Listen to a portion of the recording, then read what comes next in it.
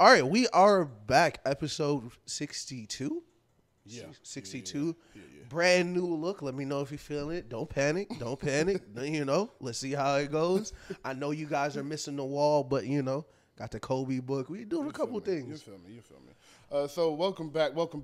Am I good? Should I be right here? It don't matter. Oh, welcome back. It's a blessing to be here. Like it said, new little spot. We're not in a new spot. We're just in a room over. A different room. Just a different little vibe to give y'all something different. Right. You know what I mean?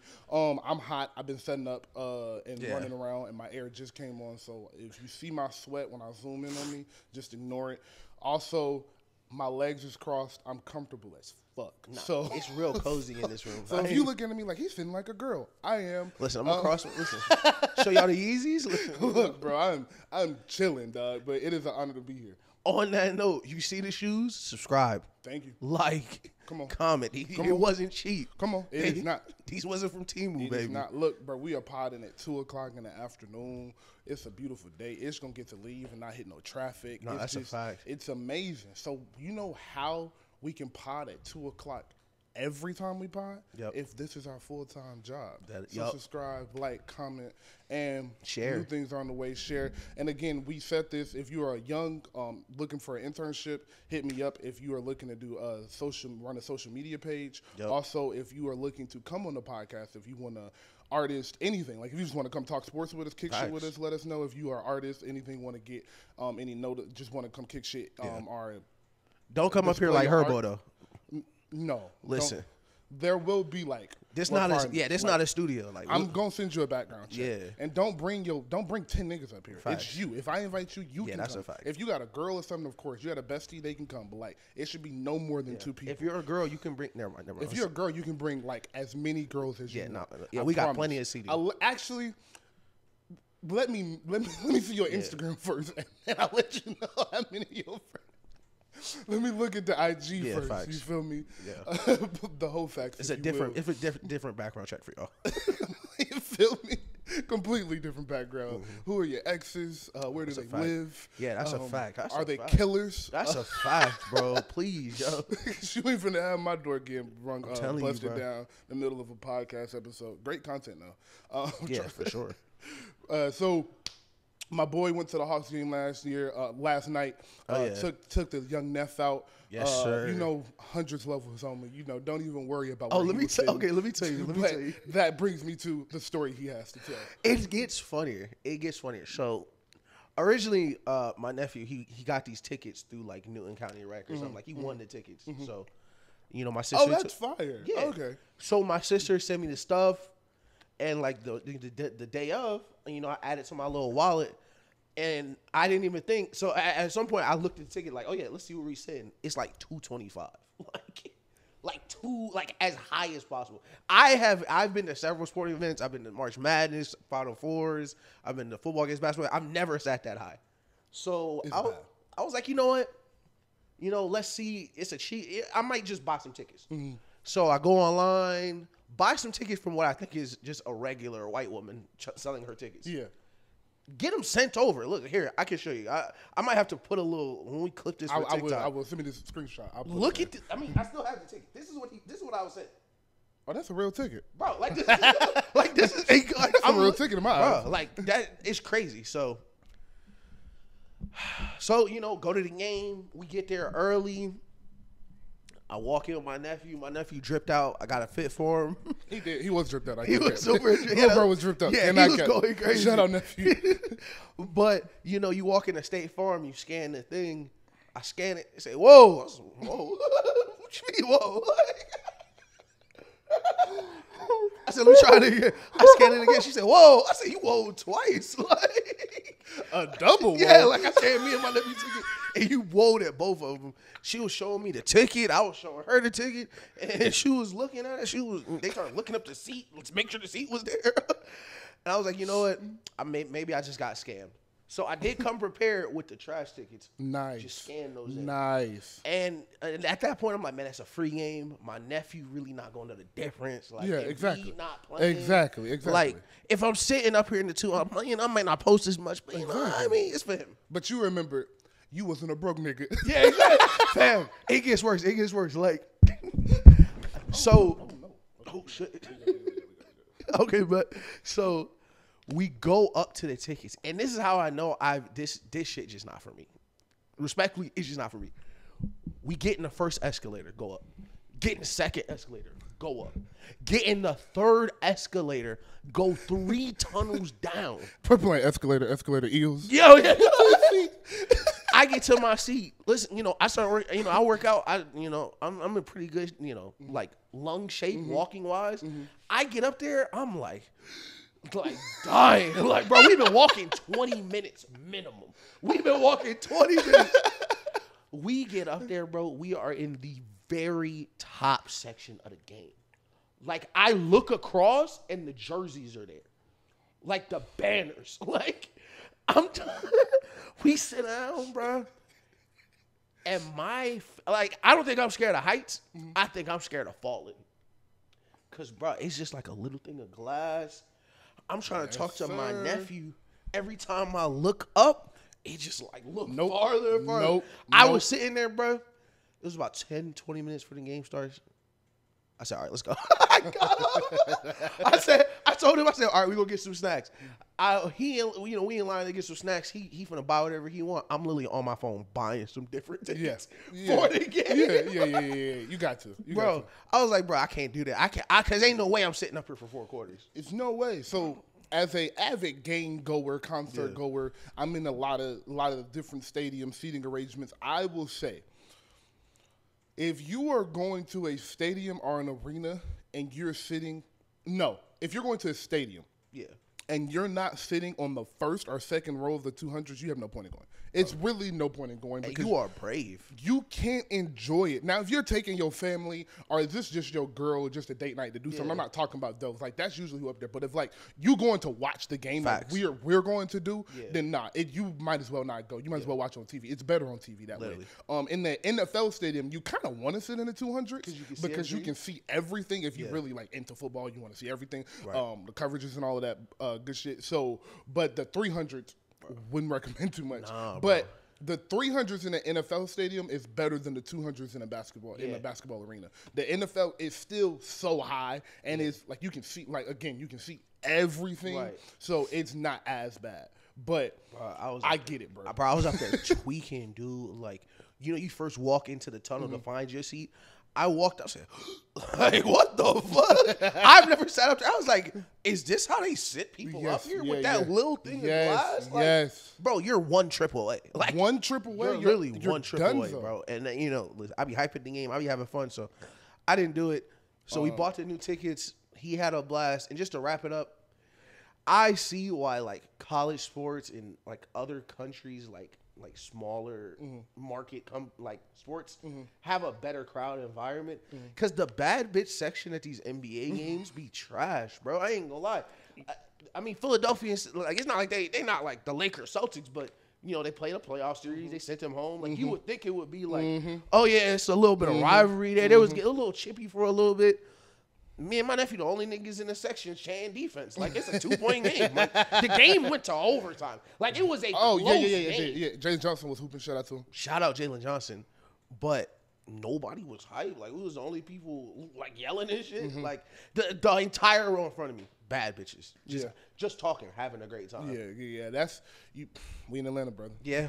Ain't nobody. Everybody a celebrity, dog. Yeah. Like, that's the first thing you notice. Yeah. I notice, at least when I go out into the city, is these niggas really think they celebrities. Oh, yeah, no cap. Like, I don't care if your chain is off of Etsy or if you got that shit from Jacob. Like, them niggas think they a celebrity regardless. Nah, that's a fact. The Hawks games, I would say the Hawks games environment don't turn into, like, that playoff atmosphere until the play-in. Like, when I went to the play-in game 2 years ago when they played Charlotte, that motherfucker was rocking for real. But usually when I go, keep them out of there. And if they could play Braun or the Warriors, it's lit in there. But if you just go, you could go watch them play like Jokic, like best player in the league, and it would be quiet in there. Right? No cap.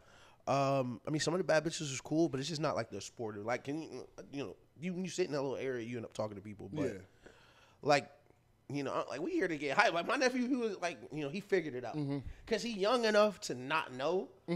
Because, like, as a kid, you're not supposed to be yelling and running around and carrying on shit. Yeah. But, like, the second quarter, he started, like, seeing like other people yelled, and he got like into it. But I had a ton of fun. If you sit in them 200s, God bless for real. Oh, God bless you. And subscribe so I can keep not sitting in the 200s. Subscribe one more time. Okay, so that brings me to real quick. This isn't a long story. I just want you to know I actually had to sit a whole game up there. I want to say, what year was my senior year? So 7. Oh my God, so 8 years Christ. ago. Oh, don't say that. I played a game at the Hawks Arena. Yeah. We lost. But after the shit, school, you hooped though.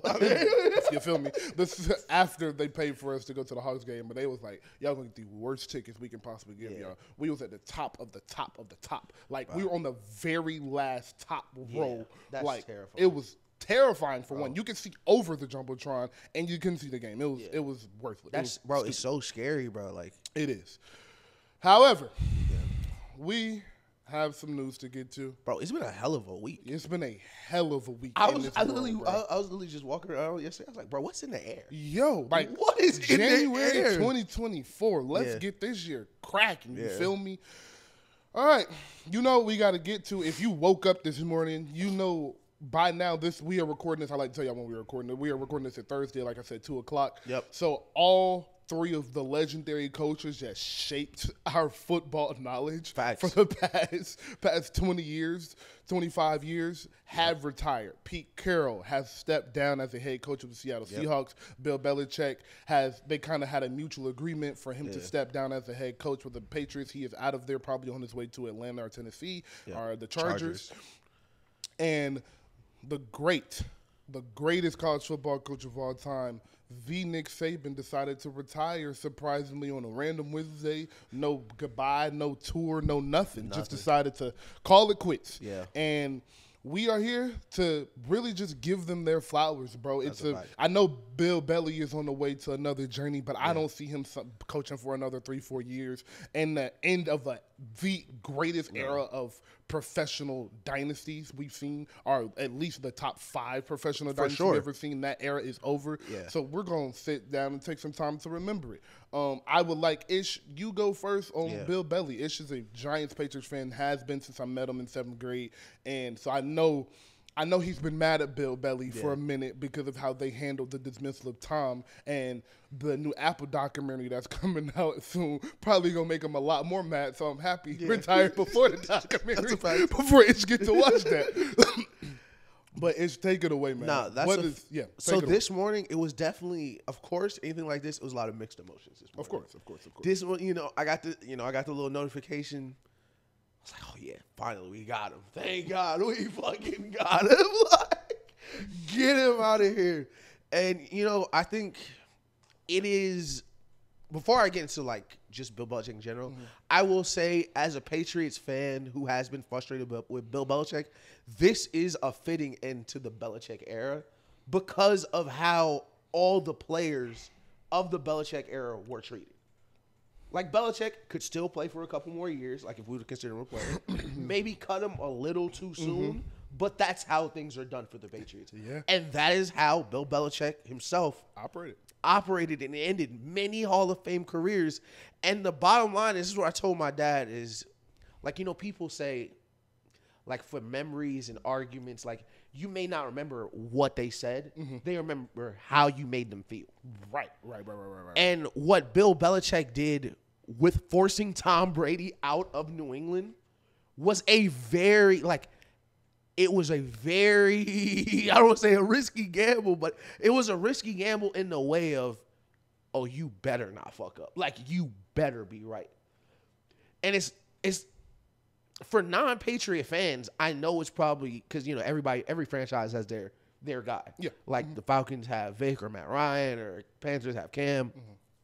Tom Brady is like the god. The it for the Patriots. That's it. Yeah, literally, yeah. So for you to force him out and Robert Kraft watch him win a Super Bowl the next year on a new team with no offseason, you've been on borrowed time. So I think the feeling of we just ran out the greatest football player in the history of the sport when he did not want to leave and we needed him, I think you were on borrowed time after that. However, I do not want to focus on how it ended. I want to focus on the greatness and what he accomplished. Because now that it's over, it's over. So, but as a kid and watching my team play in, I think I watched maybe 7 or 8 Super Bowls. I was too young for the 2001 Super Bowl. The level of excellence as a Patriots fan, I was able to appreciate. I understand other people's teams don't have that. I hate those niggas who be on Twitter like, oh my God, the Chiefs so bad. Shut up. You're a Chiefs fan. It's been 4 AFC championships, bro. Yeah. Stop complaining. When I was a Patriots, when the Patriots was going through, I was never complaining. Mm-hmm. I was having the time of my life. Mm-hmm. I was never like, oh my God, I was just along for the ride, because what the Patriots did for 15 to 16 years with Tom Brady will never be done ever again. No. Ever again. No. And it's even crazier because how the NFL is moving, I don't even think it would really be possible anymore. Mm-hmm. With how offenses are ran, how teams are ran, how coaches coach, you're not going to see many defensive geniuses pair up with an offensive superstar like Brady anymore. That's not how they set it up. It's offensive coach, offensive, of course, a quarterback. But just the little things we appreciate as a Patriot fan, like knowing that shit would never happen to my team. I will be watching, I could watch a Falcons game and then somebody get a fake punt off or something stupid happen. Mm-hmm. And I would just know that would never happen to us. Mm-hmm. That would never happen to a Bill Belichick coach team. Correct. And it was just certain things that we were accustomed to that I will always be appreciative. Thank Bill Belichick. I think he's the best coach to ever do it. The highest of the highs, if I had to pick one, maybe the second Rams Super Bowl. That run right there, I think, solidified him as the best coach I ever saw. The 14-18, I think it was. 9, I think 13-3. No, I wasn't talking about the score. I was talking about the run, like the 2014 to 2018. No, Lily, that year, 2019. Oh, that year. Okay, that year was the, oh shit, this Mahomes guy? That was that year. Okay, where we had to go into Arrowhead. Mahomes had just threw for 5,000, 55 touchdowns.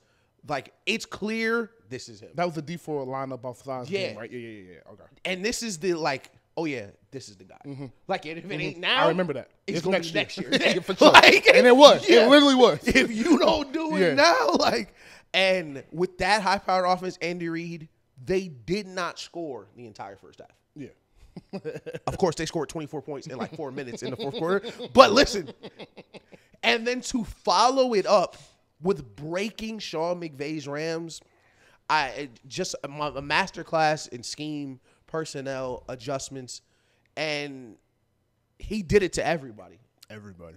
Peyton, Brady, Drew Brees, anybody you can name, he's done it to. Starting with and this is how I'll transition to Nick Saban, because I thought it was ironic that they both kind of once Nick Saban left, I kind of figured Belichick would leave because they are connected for the people who don't know. For sure.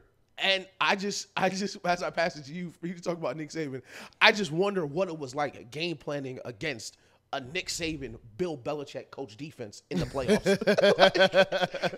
My God.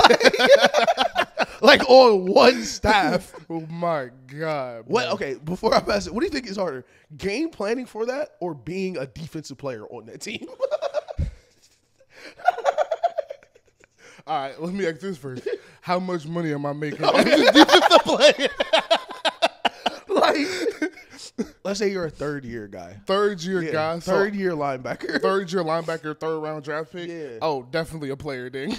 Definitely a player. If I'm Ad Reed or something, maybe I'm enjoying it. Yeah. But if I'm a third-round linebacker and I need this, I need to make this tackle, I might not be able to get it too perfect. The hell, yeah, I'm scared as fuck dealing with them niggas, huh? Yo, you walking off the field, they telling you shit you ain't never heard in your life. Bro, it's cover 3 buzz, he motioned in, you got the 4. What? Nigga, what? What do you mean? have the football knowledge. Them two niggas walk around and they just talking to you like you supposed to know. Like you just supposed to know. Hey, bro, I'm 24. Yo. Hey, look, Nick Saban, I got bitches. Okay, so like, can we chill? Yo. But yeah, and listen, definitely talk about Nick. All right, my man Nick. Pause. First, I want to just say congratulations on an amazing career. But I am very honest with you guys as our audience. I don't watch college football in depth like Joel Klatt does. Right. I like Salute the Stunner, like Stunner does. Shout out Joel Klatt too. Yeah, my dog. Yeah. So I'm not in like that, but there is not a college football season that's gone since I was probably 12 years old where I didn't watch the last 4 weeks, the SEC championship, the championship. Right. So I know what the greatness of Nick Saban is. I know the legacy, the what's the word? The myth, like damn near, like mythology, and like in like 30 years, like the shit, the run he went on is a myth. Like how the hell?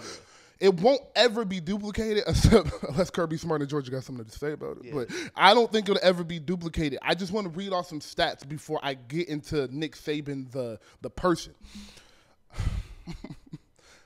He is 11-1 in SEC championships. If you played for Nick Saban for 4 years at Alabama, you won a championship. That is stupid as fuck. Every single player from 2007 till last year, if you played 4 full years, you won a championship at every some point. recruiting class. Every recruiting class. He has 6 rings. He never lost more than 2 games from 2007 to 2023. That's crazy. He's 6 all-times to win, and he has 16 straight seasons of 10 wins. All of those things are absurd, and I think did I write his record down? His record is 201-29 from 2007 to 23. That is literally stupid as hell.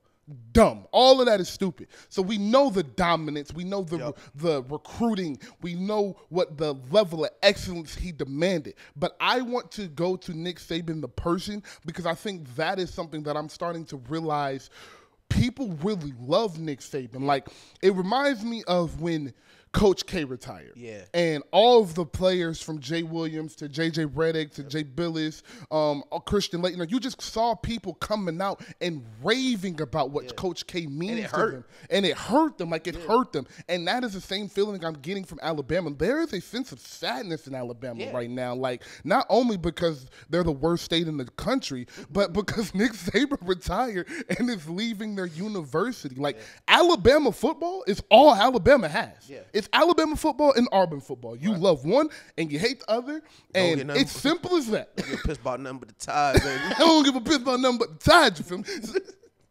And in saying that, I've read a lot of the stories about Nick Saban, the person, just remembering small details about people's lives that he doesn't have to remember, or people in the media that rave about him because every time they came to him for college game day, he was personable and he made sure he stayed in touch and he remembered the last conversation. And the players rave about how much they mean to him on a human level. Fuck football. Like, he prepared me for life. He gave me real life skills. I'm 28 years old, 32 years old, still thinking about things Nick Saban has told me in practice personally, or Nick Saban told the team as a unit. And in the NFL, it's all about results. It's all about win or loss. At the end of the day, that's why Bill is the greatest, because he wins more than anybody, and he was always winning. But with college, it's about the wins and losses, but it's also about developing young men, young 18, 19-year-olds that are living on their own on the first time, have this sense of freedom, have this celebrity behind them, because you're at Alabama as a 5-star recruit. Every girl on the campus will fuck you. Every nigga on the campus want to be your friend. Every teacher going to let you get by in class. So when you have those what do we call them? Those privileges, what are you going to do with them? And how are you going to apply them? He has a quote, and I'm going to paraphrase because I can't remember exactly, but he pretty much said You're either going to be disciplined or be disappointed. But if you're disciplined enough, you will never feel the disappointment. Right. And that is, you can tell, like, I can just tell by how they play football. Yeah. When they playing the MAC-10, are they playing fucking Mercer? Like, everything is about execution. You will see Nick Saban up 60 points, 50 points, yelling at players, third-string players that aren't going to play in any meaningful game because I need you to know that I see you and this matters. And I don't care what the score is. You doing the right thing at every opportunity matters. Yep. And that is what I take from Nick Saban. All of the records, all of the dominance is out of this world. We know that. But Nick Saban, the person, the man, the husband, the father, that is what I have become impressed with over the past really like 36 hours as I've been reading all of these stories about him trying to gather what I was going to say about him. So salute to Nick, man. That run, like I said, the run won't be duplicated. But the impact you left on people's lives, I think, is the most important thing Nick Saban did. It's crazy how much we're here because I kind of did the same thing, except it wasn't with the players. Because I don't watch much college football. Right. Like, we're casual college football watchers. Yeah. I'm going to watch the, college football season starts. I watch the cool games, like the 1 versus 5. And then we'll take a break. And then we'll pick it back up into the year. But I saw a picture with all the assistants Nick Saban got paid that became head coaches. And I think it was 15 assistants that turned into head coaches. Of course, Kirby Smart, national championship. Lane Kiffin. Hold on. I'm sure I got the list right here. Who am I missing? Oh, yeah. Look, Kirby Smart, Steve Sarkisian. So, Georgia coach, Texas A&M, Ole Miss, Florida, Oregon, Miami, Tennessee, Michigan State, New York Jets, New York Giants, Dallas Cowboys. The list is ridiculous of the people who came up through Saban and had success and fed themselves, fed families, and changed football. Kirby Smart is now he is the face. He might be the face of college football. Deion, we got to see what Colorado does championship-wise. But of the last 3 years, Georgia's lost 1 game. Like, it's ridiculous, the impact. Stupid as hell. And I think that was the biggest thing. Like, I think when you leave somewhere, whether it's you leave school or you leave a job to go to another job or wherever you leave, how people talk about you shows so much about who you are. For sure. Because it would be very easy for people to just talk about what he accomplished. Exactly. And how he accomplished it. Exactly. It would be very easy, like, this is the best college football coach ever. No. But, that is not the biggest thing with Nick Saban.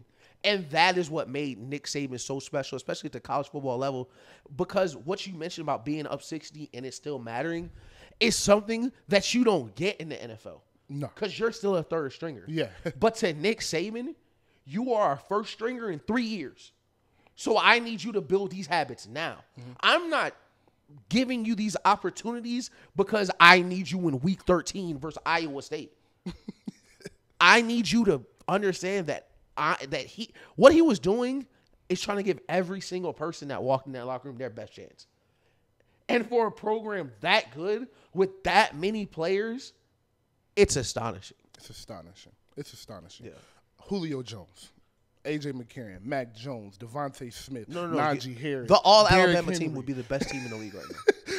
Derrick Henry. The all-Alabama team would be the best team. Like, Mac Jones' weapons at Alabama are the best weapons he's ever Henry thrown to. Ruggs, Jalen Hurts, Tua. He threw to Devontae Smith, Henry Ruggs, Jalen Waddle, and I'm missing somebody. Jalen Waddle was in Alabama. The talent that came through Alabama is ridiculous. Do you remember O.J. Howard's highlights at Alabama? That shit used to look stupid. Like Mark Ingram highlights at Alabama looked dumb as hell. I think Alvin Kamara couldn't make the Alabama. Alvin Kamara wasn't good enough. He couldn't start on Alabama. Like the talent that he's brought in the league. It's he has like 20 more losses. I mean, he has 20 more first round picks than he has losses. He has 20. I think it was like 24 regular season losses and 44 first-round picks. Facts. Like something stupid as hell like that, bro. And it's listen, hats off Nick Saban. Hats off, Super bro. respect. Whatever he chooses to do in next, I hope he's going to be on TV. I'm pretty sure he's going to be on TV. Did a lot of TV this year. Okay, I'm glad you got there because that's where I was going next. Where do you think when Kobe retired, one of my favorite things about Kobe when he retired was you started to see Kobe the human and Kobe the personality. Right. It wasn't too much, but he gave you more. And then you also had the stories of Kobe was like in hospitals with children. I was like making people sign NDAs so they didn't say anything. Like Kobe was really like this nice guy at every opportunity of his life. Right. We just didn't. He wasn't gonna give you that. Yeah. I'm interested to see if Bill and Nick give us something similar to that because I've heard like Cam say Bill is really funny. And you will just never know because he's never going to give you that. And the stories are hilarious. Yes. The stories are hilarious. I think dream scenario, I think Bill's going to keep coaching for a couple years. So I do think he wants that record. But dream scenario is, like, I think I saw this on Twitter. I'm not going to take credit for it. The way they have the Manning cast, That's dream scenario. I would love for them to just watch football. But be the opposite of the Manning cast. Like, the Manning cast be like, jokes, fun, haha. Like, sometimes we'll get mad. No, I want them to be locked in. Like they need a Patreon. Yeah. Like, they need a Patreon where they can watch live games and have people subscribe and watch. Bro. That is comedy gold. I see a podcast coming. That's just because that's the media space we're in. But they are 70, so I can see it being more of a syndicated TV show or a Sirius XM radio show. I could see Fox is struggling. Fox is trying to find one. I could see them throwing Nick Saban a lot of money. For sure. To be either just have his own show or have his own hour every week on a show, something similar to like what Aaron Rodgers is doing with Pat McAfee. But they're going to obviously, I think Nick Saban takes a year off. I don't know how you don't at 72, but at that point you're a workaholic, so you might not even feel comfortable taking a full year off. But I do think the future is let me start over. I do think their next journey is going to be something that gives knowledge to the future generations. I do think it's going to be something teaching-wise. I would love, personally, I really shouldn't say this. I really should email somebody at ESPN. But they need to do a detail with Nick Saban with college football. Like they did. That would be fire. No, that would be hard. fire. And we did say that first on here, so if it does happen, I want my money. Yeah, just reach out to us. We'll figure it out. But Pete, and that's where I was gonna go next. Let me preface the same way we did with Nick Saban, but in a different way. Pete Carroll is responsible for me liking football almost in general. Deadass. Because Pete Carroll coached Reggie Bush. And I know. I know. And for the people that don't know, Reggie Bush was like Allen Iverson. Reggie Bush was bigger than college football for a long time. And it wasn't until I was older that I understood how great of a football mind Pete Carroll really was. Exactly. And for him to dominate college and the NFL is amazing. Pete Carroll, just to throw a fun fact out at y'all, still owns the best Power 5 upset ever. He was like a 30-point underdog versus another Hall of Fame coach, and smoked him. Like, it was amazing. I know what you're talking about. I cannot remember the game. I literally just saw it. I forget the coach he beat because the coach was another great coach. But what Pete Carroll brought to the football world, I don't want to say it's moving away from, but this is what I'll say. Pete Carroll is a one-of-one person. Fair. So it won't be another Pete Carroll. No. That is why Pete Carroll not being a football coach probably feels so weird. Where we just know it's not going to be another one. Yeah. And before you guys start, because I saw a lot of it on the ESPN comments, the should have run the ball, lost the Super Bowl. I promise you, the play call wasn't throw an interception on third down. Again. That wasn't the play. And if you know football, I'm pretty sure it was a running clock. They had one timeout. It was third down. You do not run the ball on third down because you have to use your timeout. You have to pass it there. It's basic football. But I promise you the play wasn't, hey, Russell, throw it to the cornerback. Outside of that, he's the architect of modern defense in the NFL right now. Him, Nick, and that's why it's so ironic they're all leaving together. They are the architect for the modern defense in the NFL. That changed how all quarterbacks are being played. There are no more deep shots. There are no more explosive plays. The best quarterbacks in the league right now are struggling, dinking and dunking. They're way up the field because they changed the way defense is played. And what Pete Carroll did in Seattle was just special. Like that LOB team. That it's so sad that interception happened because that run they could have potentially went on would have been actually scary. That defense was so good and so fast. Yep. They put fear in opposing teams' eyes.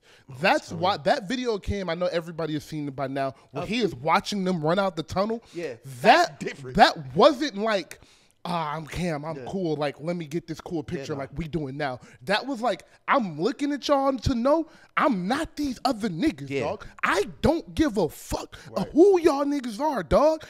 I'm not scared of y'all, none of y'all. Nope. Because a lot of teams were. Patrick Queen said it last week. A lot of these teams cute and want to get all cute. Yeah. We just going to punch you in the mouth and we going to get back up and we going to do it again and again and again. And that's how they acted in Seattle. Yep. We going to punch you in the mouth and then we going to punch you in the mouth again. And then Cam Chancellor going to come across the middle and knock your quarterback head off and yell in his face. Like, it was different football, bro. And my bad. I got passionate. I love them niggas. No, you're on point. I'm gonna piggyback off you. But you saw that when they played the Broncos in the Super Bowl, and that's what I was gonna say is that fear they put in teams was real. That is not, and I know that like a lot of the younger football fans, we don't get to see imposing defenses as much as we used to. 49ers defense, amazing, fly around the ball. They are not, there's no defense that's imposing. That I have watched, more imposing than that Seattle defense. Facts. And the way, that's why I'm telling you, I'm patient. Well, the Bill Belichick era is over, so now I'll be able to, throw a bunch of my old Patriot takes out there. People gonna love them. I think that 2014 team is the best Patriot team that won the Super Bowl. You told me that. Outside of the Randy Moss team that didn't win the Super Bowl, that 2014 Super Bowl with the Seahawks and the Patriots is one of the greatest games ever. It is. From both sides of the ball. I should watch that game. Fam, Darrelle Revis on one side, Richard Sherman on the other, Tom Brady, Russell Wilson, those two teams going to war. Marshawn Lynch, Marshawn Thomas, Cam Chancellor. And that's probably my favorite Tom Brady, Bill Belichick game because for the people that remember, the Packers played the Seahawks before that Super Bowl in the NFC Championship. And everybody thought it was Brady Rodgers. Everybody thought it was going to be Brady Everybody Rodgers. thought. And Aaron Rodgers did not throw at Richard Sherman one time. He threw at him one time the entire game and did not throw to the right side the entire game, completely scared at him.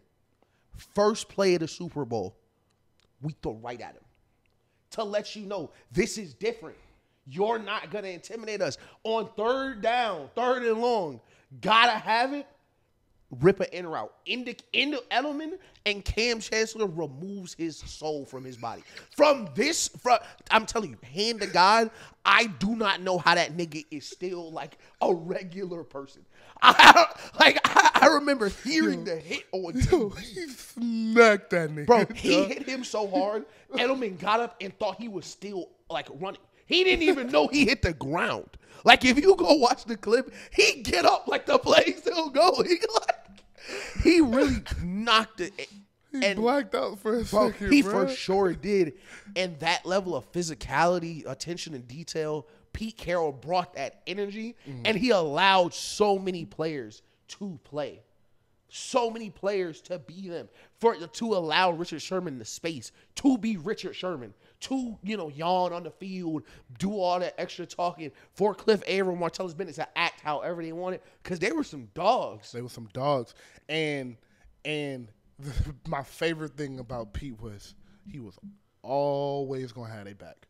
Every turn. It was like, I know they crazy, but they're my boys. Yeah. They're my dogs. They're my players. Facts. I'm going to defend them. Whatever I got to say, I'm going to defend them. I always have them, bro.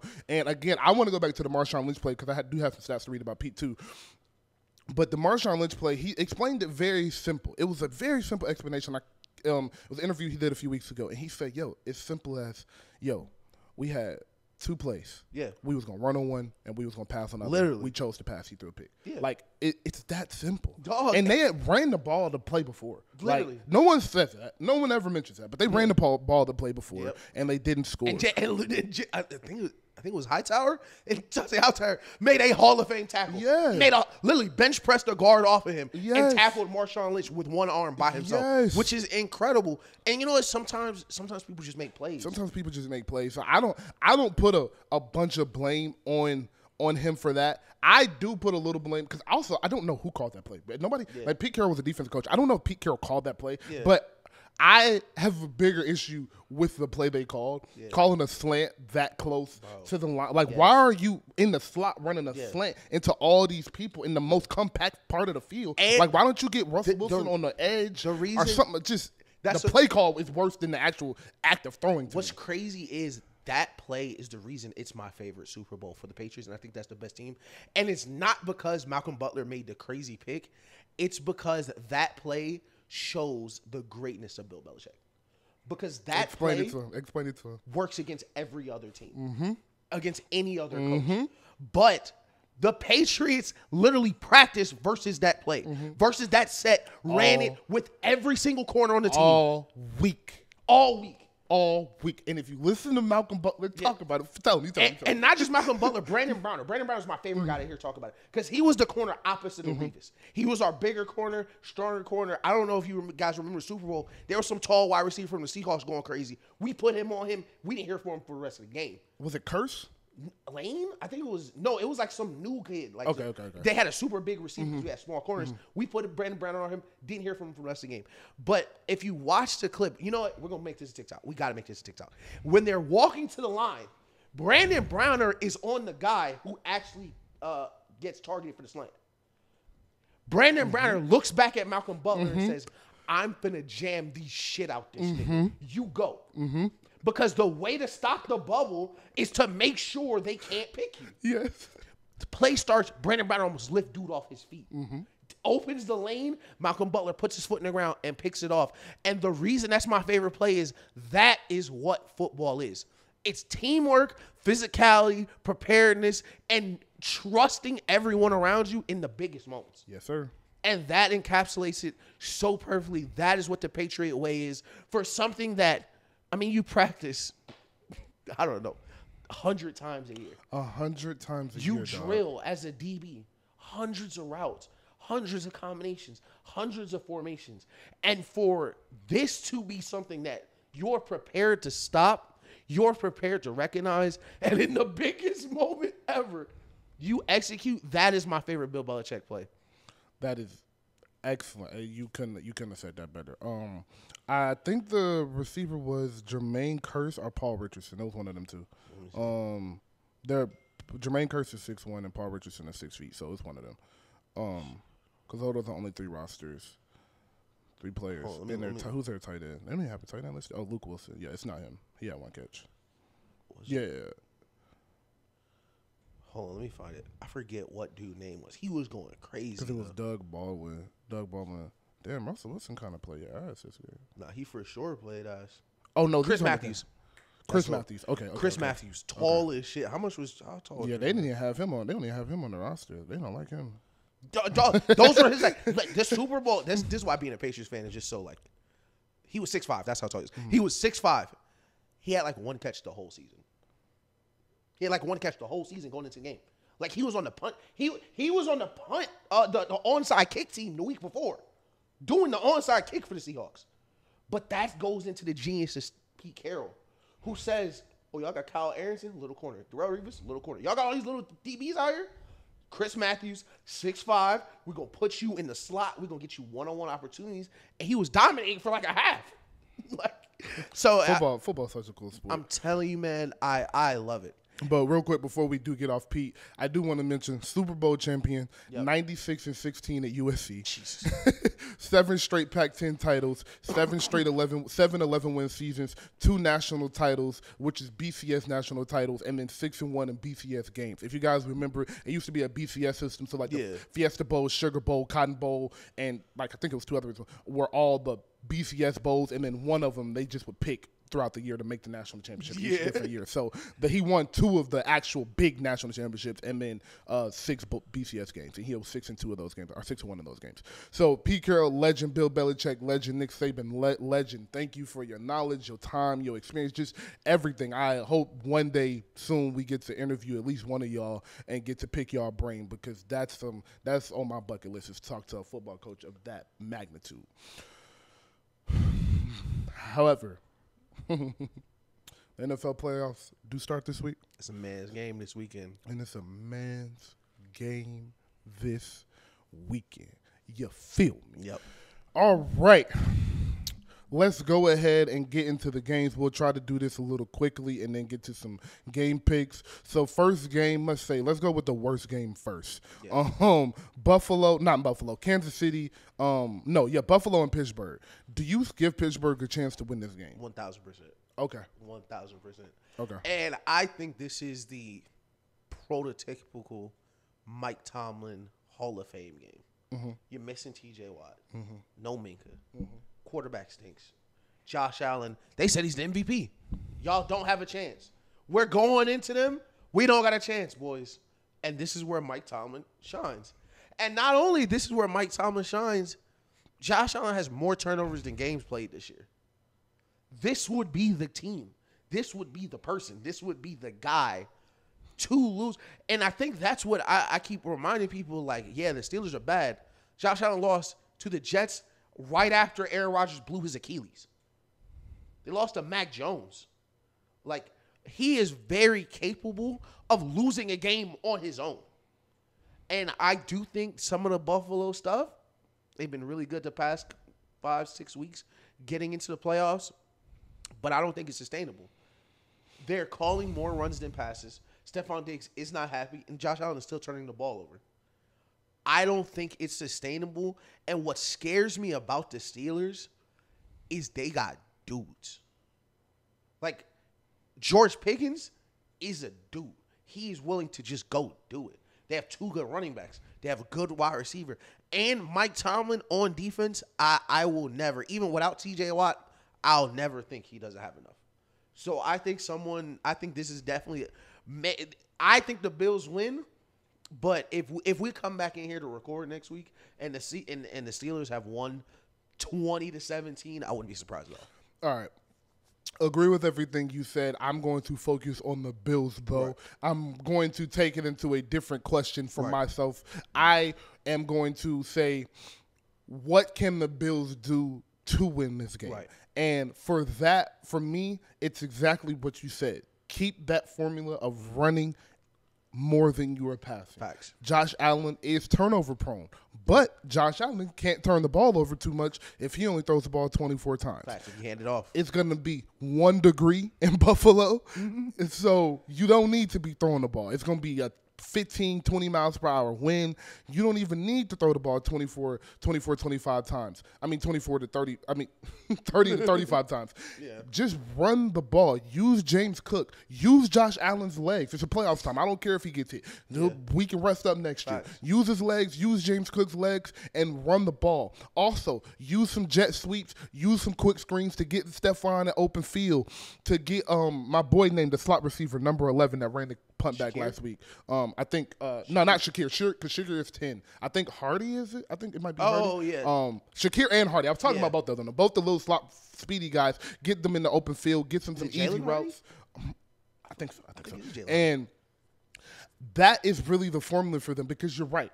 I think them not having TJ Watt is an issue, but with Mike Tomlin, they can overcome it. Yeah. That defense is going to be ready to play. Y'all remember, sometimes we forget what playoff football really is, mm-hmm. and how much film they really have to look, and how much time they really have to prepare and put you in the right place to do the right thing. So your first and second option are gone. Most plays, your first and second option, we know exactly what you finna do the first couple quarters. So how are you going to combat that? I think the Bills do that by taking control of the time of possession, because you're playing Mason Rudolph. Right. You're not worried about Mason Rudolph coming down from 13-3 to beat you in the second half. Yeah. So if you can get this and take control of this game early, fast, and be up 10-0 before end of halftime, or 13-3 at halftime, you will have this game in the driver's seat. But what you do not want to come around is exactly what Ish said. Mike Tomlin put on a masterclass, and we go into the fourth quarter, and it's 17-17. Yeah.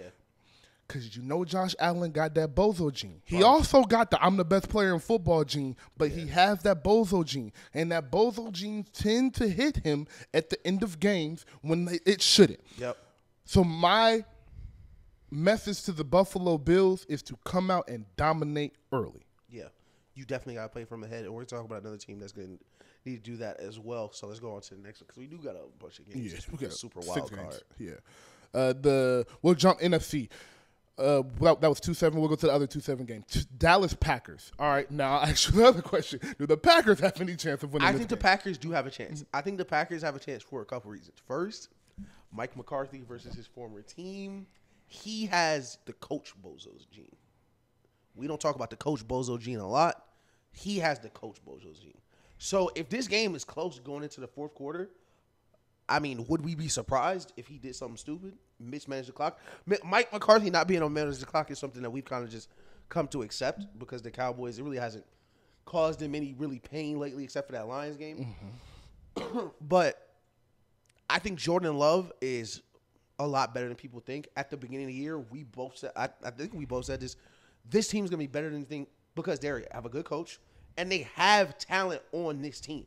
Aaron Jones is back. Christian Watson is back. That month, everyone pretended that he forgot how to play quarterback. No, his two best weapons just weren't playing. And Christian Watson still isn't playing, and he figured it out. Right. Romeo Dubs, that's the one I'm saying is back. I'm tweaking. But now that they're back, offense is looking better. Yes. Defense is looking better. Yes. And the Cowboys have that in them, much like the Bills. Yeah, both are G. Or it's like, man, it's 17-17 in the third. We got the ball. It's feeling cool. You hit the linebacker in the face with one. It started getting a little tight on the sideline. Mm-hmm. It started getting a little tight. And this is why playoff football is so much different than playoff basketball. That one and done? Listen, boy, the walls start closing in. The walls start closing in the fourth quarter, bro. And them Cowboys fans crazy. And then the stadium get quiet. Bro, you ain't lost a home game in 2 years. You see Jerry standing up. Yeah. Jerry standing up, got his glasses on the window, looking down. What the fuck? Looking around. Who threw that? Who the fuck threw that, man? I think I think the Packers do have a chance, but what can Dallas do to keep them on the right track so that Mike McCarthy family isn't moving this offseason? Real simple. Complete opposite of what I said about the Bills. Yeah. Air it out. Oh, yeah. Come in this game, win that toss, take the ball, and air it out. Let them boys know they can't play with you. Facts. Let them know quick. Yeah. Yo, y'all too young. Y'all too young. This is our year. We're destined to be here. Everything went right for us this year except for that 49ers game. We split with the Eagles like we were supposed to. All the bad teams, we destroyed. They have a margin of victory by 20 points, which is the highest in NFL history because they played a lot of bad teams. But what do we always say when you play bad teams? It's not your fault you got scheduled bad teams. Facts. But it is your job to dominate those teams to make it look like they are not on your level. And that is exactly what the Dallas Cowboys did all year. CeeDee Lamb, all-pro season. Dak Prescott, borderline all-pro season. Or was he second string all-pro quarterback? I don't think it'll be. Yeah, okay. So, no, he didn't make all-pro, but he had a borderline all-pro season, MVP caliber season. Come in this game, in the fourth quarter, I want Dak airing it out. Yeah.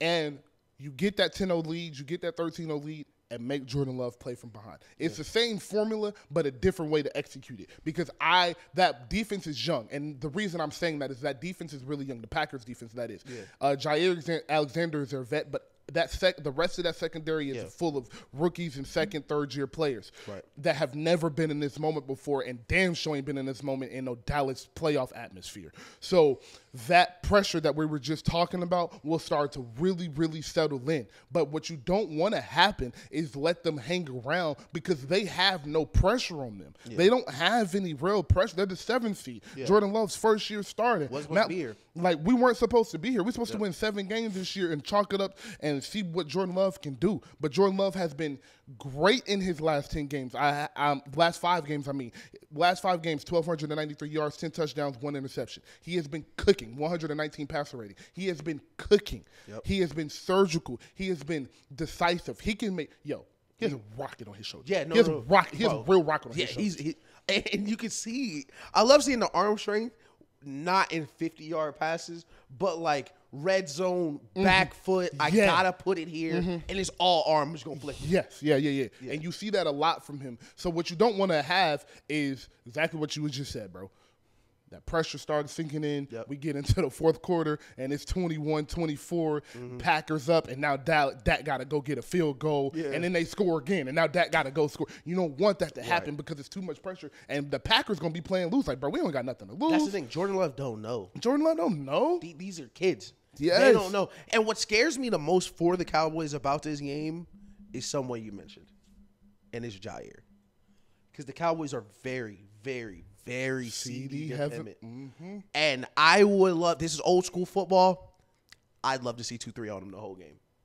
Similar to what they did to Justin Jefferson. And that's why I think the playoffs are so interesting, because you don't play a lot of these teams often, but you'll play similar teams. Because the Packers play Justin Jefferson twice a year. A team that moves their number one receiver around and does a bunch of stuff. And he's had success against them, but a couple of them times, they've had success, the vice versa. Vice versa, yeah. So I am going to be interested to see how the Packers come out and try to slow down CeeDee Lamb. I'm not going to lie. I think I'm doubling them. Yeah. I think I'm looking at Brandon Cooks. I think I'm looking at Brandon Cooks in his eyes and say, beat me.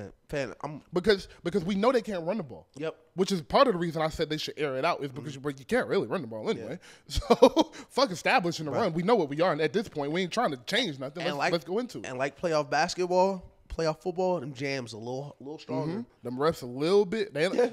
One thing the NFL makes sure is the refs don't have no control over this game. Hey, listen, it's usually 5 yards you can get jammed. It's like 7. It's like 7 come playoff time. Usually you can't hold for more than that. 1 second, now it's about 1.5, 2. So Micah Parsons, stop crying. Yeah. They're going to hold you. Stop crying. Facts. Stop it. Yeah. You're going to get held. Stop crying. Everybody gets held. All elite defensive ends get held from time to time. Yeah. Go watch J.J. Watt prime. Bro. Look at how they was blocking him. Like, come on, Look at how Aaron Donald has been getting. Aaron Donald be getting blocked by 3 people. You think he get held? Aaron Donald plays DT and gets held. That's like by centers and guards. Come on, bro. Like, come on, dog. Stop it. But yes, I that is my formula, bro. Get in there, air it out, and don't get the Packers no hope. Because if you let them linger around, that Dallas pressure is going to come on. The fans going to start booing. Jerry going to start looking over in that box. He going to come down and give y'all a halftime speech. He going to do an interview with Stephen A. mid-game. It's just going to be all types of shit going on. Yeah. So get in there, handle business in the first half, and don't let them give them no hope. And let your pass rush do that work. Pass rush do that work. And that actually leads to, if you do step A, that leads to that. Literally. If you get them up to where they got to throw the ball 40 times, now your pass rush can just fire off the ball, because we ain't worried about nothing. Because the problem is, y'all kind of light in the ass in the middle. I ain't gonna lie. Yeah. That Bills game kind of showed me something different, where a team that hates running was like, you know what? We'll just do it every play. And y'all had no answer.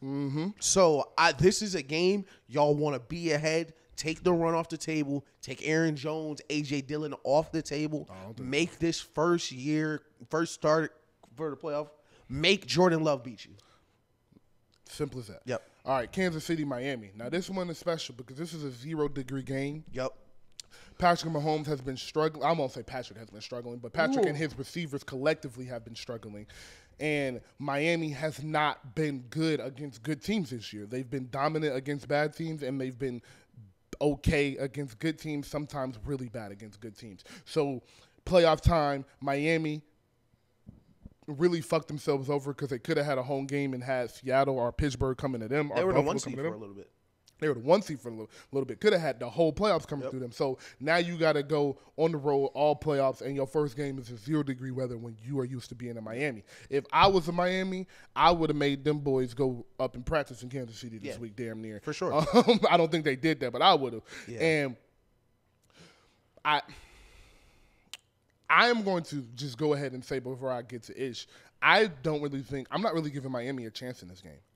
And I know that sounds weird, and I know I'll come in here and I might be eating my words next week, but I just don't see how they go into a 0-degree weather game and have Tua with the way he's looked the past couple of weeks and the way the injuries have been piling up for them, just how he doesn't look comfortable when he doesn't have everybody and how he forces Tyreek the ball when Waddle isn't on the field.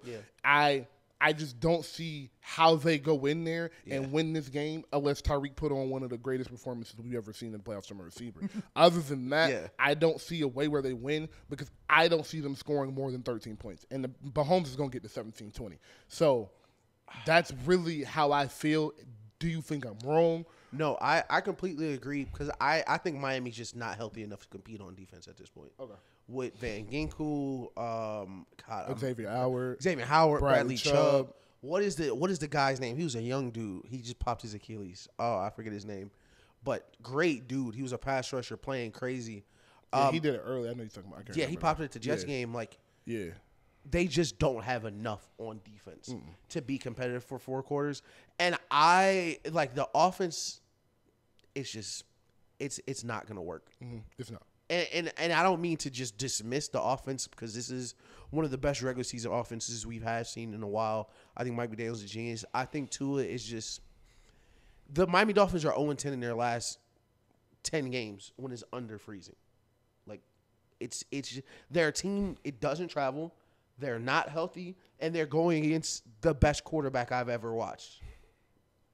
And that's it. That is my favorite thing about the Chiefs. That's what we'll just throw it in here because. I mean, we don't think that the Dolphins are going to win, but, like, if the Chiefs went to the Super Bowl, like, how shocked would you be? No. Like, that's the thing. And I wanted to mention it because we might have hit finally the Patrick Mahomes fatigue. Like how we had LeBron fatigue, Brady fatigue. Like, man, this year sucked. Oh, yeah, but they're still hosting a home playoff game and still may go to the Super Bowl. Still the 3 seed, still may go to the So, their down year is some team's dream year. Yeah, literally. But to Patrick Mahomes, I just think it's keep it simple, bro. Yeah. Keep it simple. They've had a minute. Did they played last week? But they've had no, they didn't play last week. They didn't? Okay, good. So they haven't played in a few weeks. They got some time to get some rest. Travis rested that knee. Yep. So, we talking to your receivers yo, Rashee Rice, we need 6 or 7 catches. We just need somebody to be a threat so we can get Travis Kelce the ball. And I think, this is Travis Kelce's game. This is Travis Kelce. I'm telling you. And Isaiah Pacheco. I was going to say, good luck tackling him. And 0 degrees? Yeah, good luck. Good luck. Yeah. Good luck. Good luck. Y'all a finesse team. Y'all want to play. What Roquan said, y'all want to play basketball on grass? It's going to be some football played that night. That's the name of this episode. It's gonna be a man's game on Saturday, baby. It's gonna be a man's game. And I would say this: if this game was 45 degrees and sunny, it's 8, so 45 degrees. Is it? I don't know, but 45 degrees and pretty weather, I would give Miami a chance. But it's just the injuries, the Waddle not being 100%. And Reek not 100%. Reek isn't 100%. And then the weather, and then what they've shown me against good teams this year. And they already lost this year. I can't see it. I can't see them doing it. So maybe I'm sorry to the Miami fans that listen to this. I know you don't want to hear that, but I just don't see it happening. So other 3-6 game, Detroit and LA, bro. I'm excited for this. Ooh, this is my game. This is my game of the weekend. Detroit and LA. This is gonna be a barn burner right here. This is gonna be a good game. Sorry, this is one of those games where you're just like, damn, they gotta play each other the first round. yeah, for sure. Because I don't think Detroit deserves to go home first round. Nope.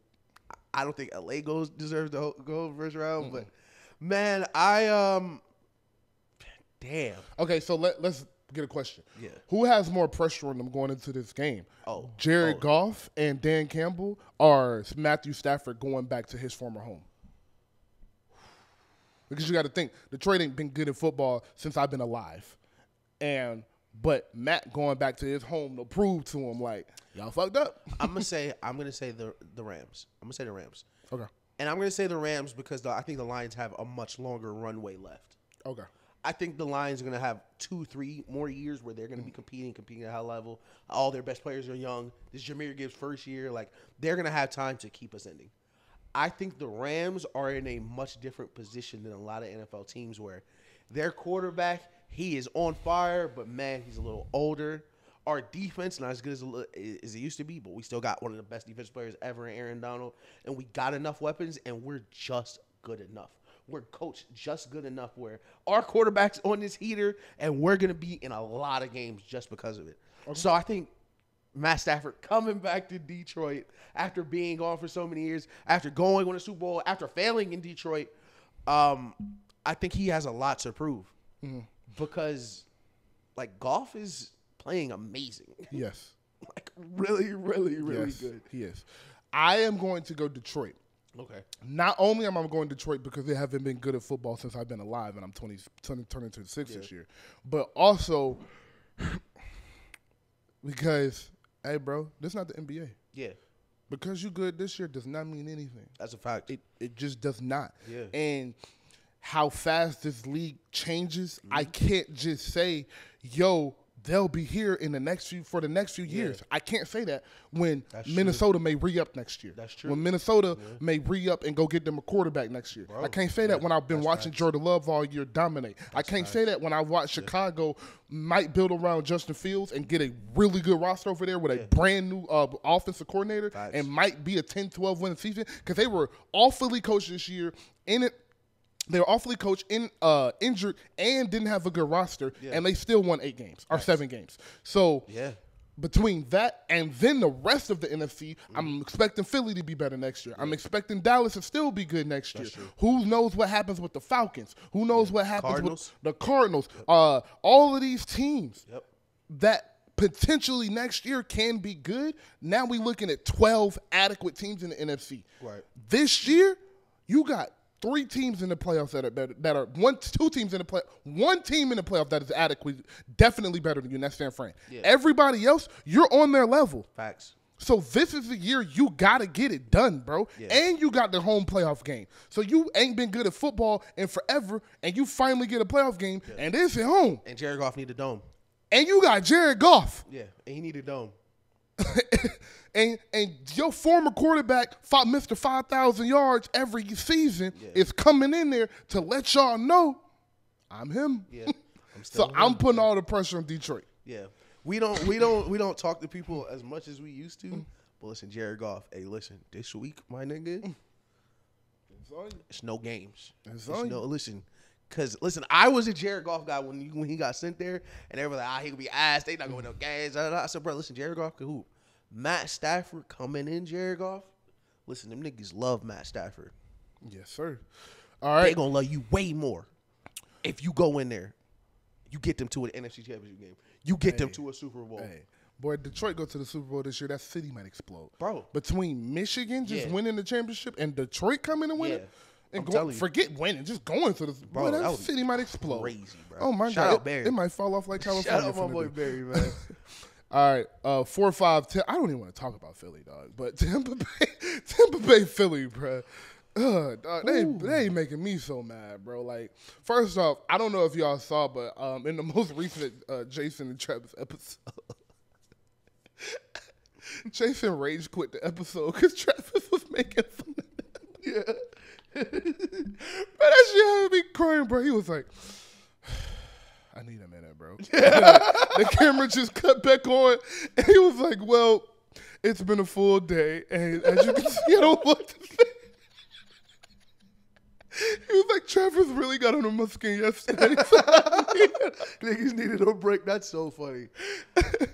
I'll start with this one just because this has been like probably one of my favorite takes this year. Because, boy, Nick Sirianni, was I right about you, man. Oh, my God, was I fucking right about you, dude. Listen, Nick Sirianni, it's a big week. You remember the Iron Man? First Iron Man, he said, they're going to kill me at the end of the week. It's an important week for you, huh? You better make sure you are locked in, bro. Because if you lose to Baker Mayfield, fam, listen, it's a lot of forgiving roster? Bro, it's a lot of forgiving fan bases out there. It's a lot of teams that would be happy to be like, yo, we had a great year. You know, went to this bowl last year. We'll recover. No. You will be moving.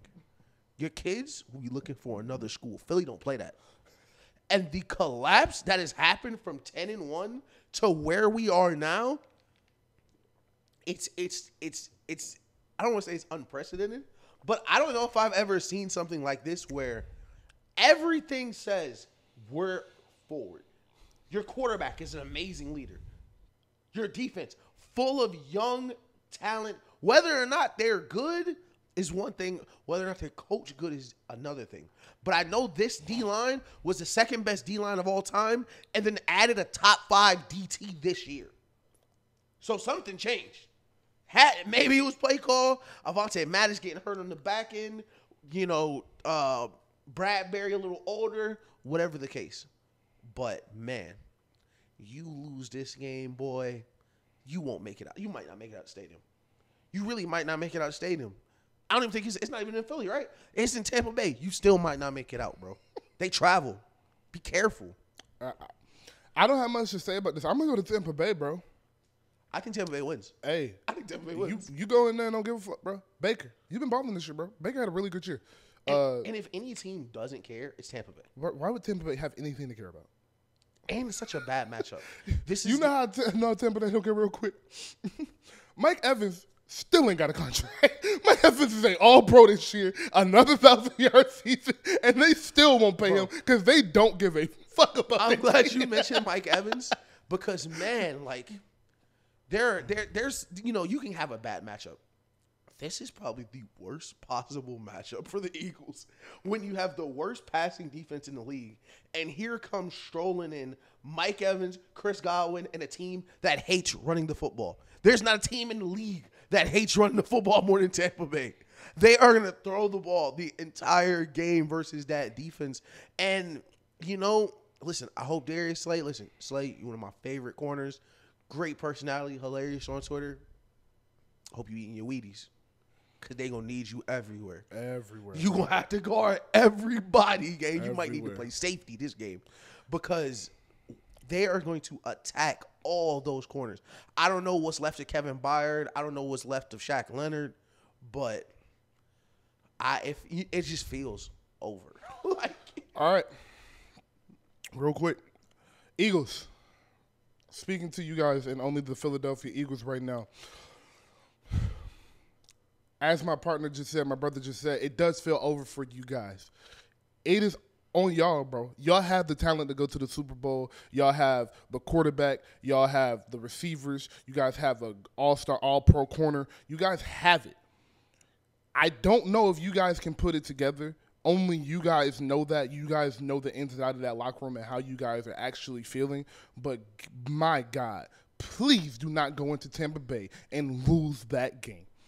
You guys are better than that, bro. Y'all have looked sorry. Y'all have looked sorry these past few weeks. Sad. Just sad to watch. As a fan, as a Jalen Hurts fan, as a Philly fan, somebody who has really supported Philly because y'all took in my dog Vic, and I've always been a fan of Philly since then. So this is hurting me because I raved about Jalen all offseason. It's hurting me that you guys are playing like this. So I want you to be better. But one thing I have seen from Philly is they are terrible against the blitz.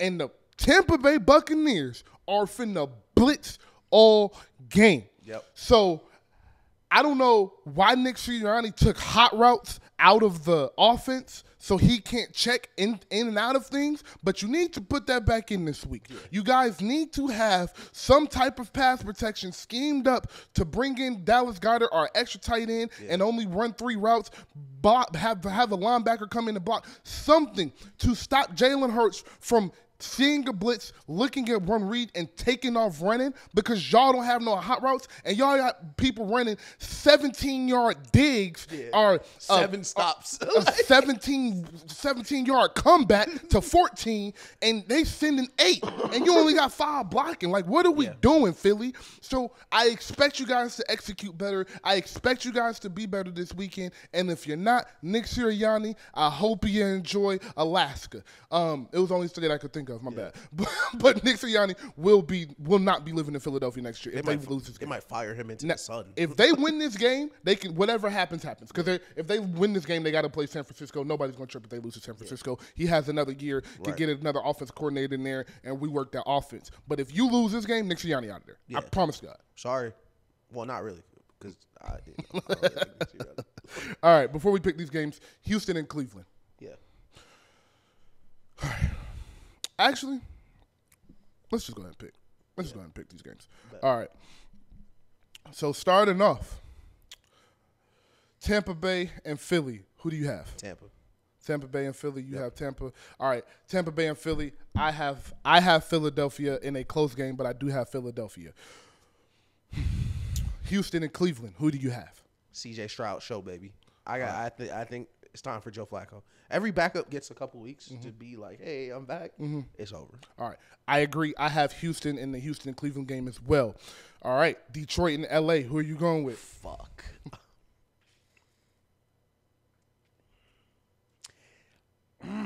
This is tough, dude. It really is, bro. Give me Detroit. All right. I'm sorry, Barry. You my dog. You know you my brother. But I'm going to Rams, dog. It's just something about them. Teams get hot at the right time. I'm going to Rams. All right. Miami, Kansas City. Chiefs. Kansas City, no question. I don't think Miami has a chance in that game. I'm sorry to tell y'all that. Dallas, Packers. I'm going to go Dallas. All right, I am going Dallas in this game as well, but I do think this will be a close game. I do think this will be a good game. Do not count the Packers out of this game. They are married. I don't think they'll win, but don't count them out because they got some young talent over there. And then the last game, Buffalo and Pittsburgh. I'm going to go Pittsburgh. All right, I'm going Buffalo. I think Buffalo is getting hot at the right time, and that's the most important thing come playoff time for football, similar to baseball. So I'm going Buffalo. That leads me to the AFC and NFC championships. Let's go ahead and pick that and pick our Super Bowl before we get into the playoffs. Right. Now, I would like to point out that at the beginning of the season, I called the Baltimore 49ers Super Bowl. Yeah.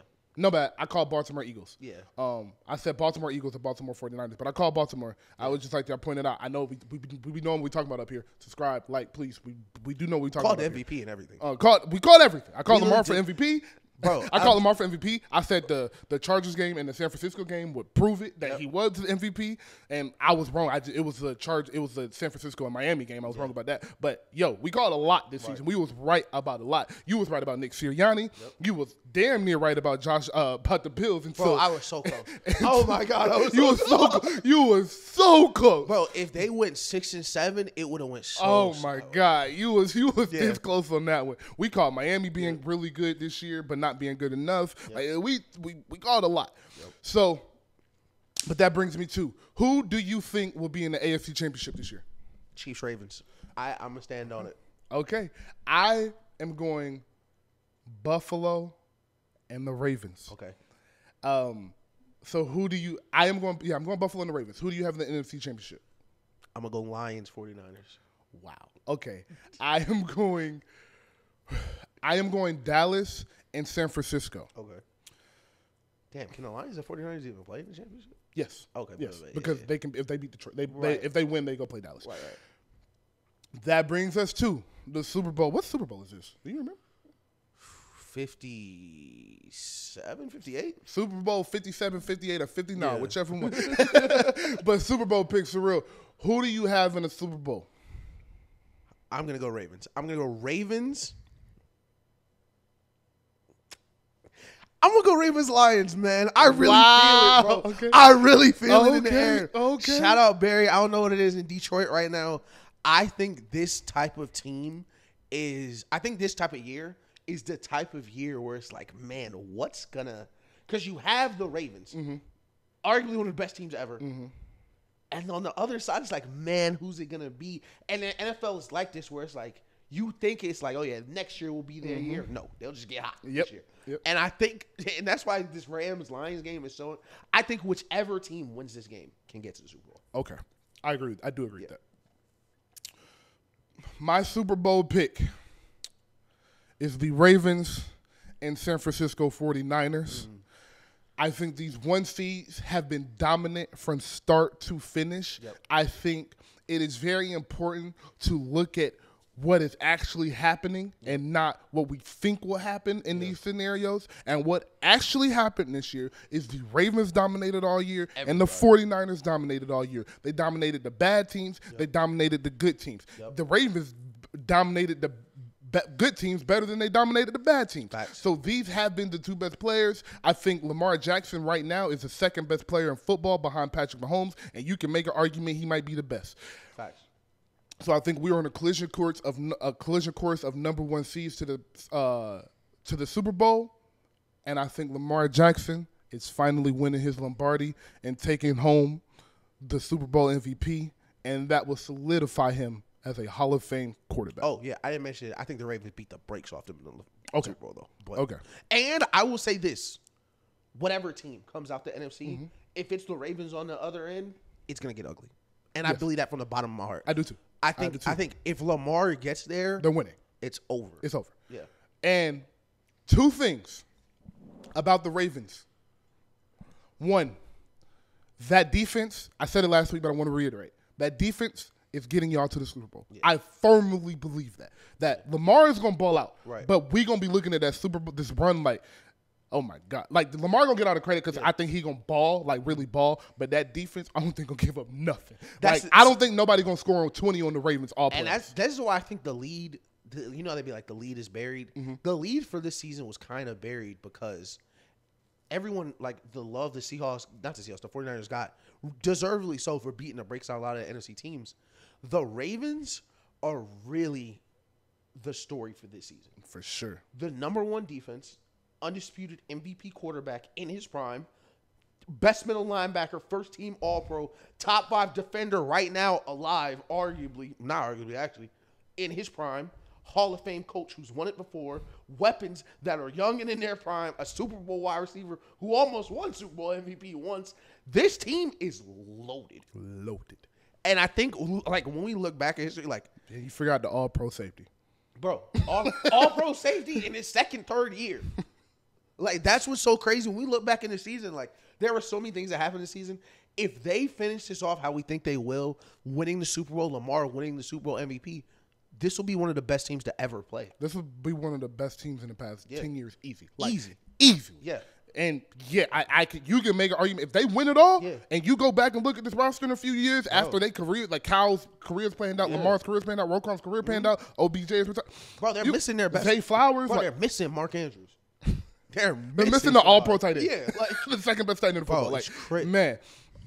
Also, the second thing I want to say about Baltimore is, I'm telling y'all all season about number 3 over there. Oh, yeah. It's his time. I love his time for Odell. Promise you, you're about to see a different Odell Beckham. Yep. Odell Beckham and Zay Flowers are about to carry this offense. This passing game. Watch. Mm-hmm. Watch. And last, this is what I want to say. This is off the Ravens. This is going to make some people in Texas very happy. All right. So if you look at the playoff bracket, guys. Yeah. Detroit is a 6 seed, right? Yeah. I mean, my bad. LA is a 6 seed. Dallas is a 2nd seed. I mean, Dallas is the 2nd seed, and San Francisco is the 1st seed. Right. So Dallas cannot play San Francisco the first round, into the NFC Championship. Right.